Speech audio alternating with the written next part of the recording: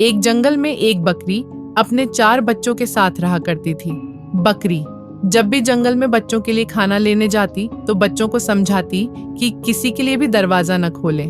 बच्चों ने पूछा, माँ, हम आपको कैसे पहचानेंगे कि आप हो? इस पर बकरी ने उन्हें समझाया कि वो उन्हें उनके नाम से ऐसे बुलाएगी, आला खोल टटिया बाला, खोल टटिया, छे खोल टटिया, मैं खोल टटिया।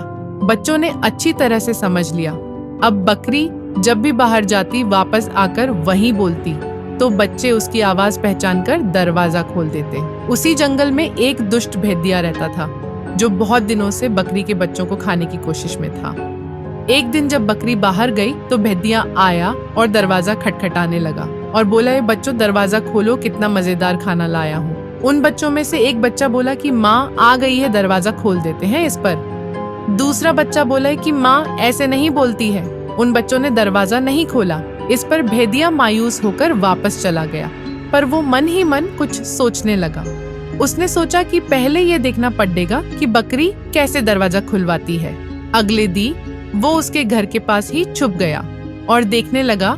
जब बकरी आई तो उसने वही गण गया जो उसने बच्चों को समझाया था। बच्चों ने दरवाजा खोल दिया। अब भेदिया समझ चुका था और मन ही मन हंसने लगा।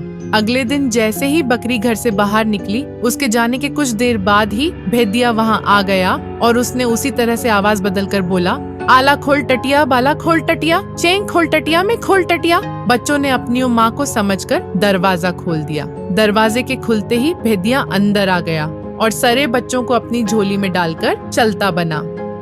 अब जब बकरी वापस आई तो बच्चों को न पाकर रोने लगी, इधर उधर देखने लगी। तभी पास में रहने वाली एक गिलहरी ने उसे बताया कि उसके बच्चों को दुष्ट भेदिया ले गया है। बकरी को बहुत गुस्सा आया। उसने मन में भेदिये को सबक सीखने का निश्चय कर लिया।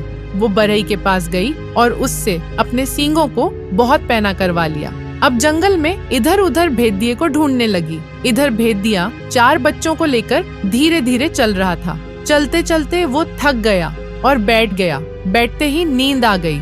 उसने झोली पास में ही रख दी। बकरी भी पहुंच गई।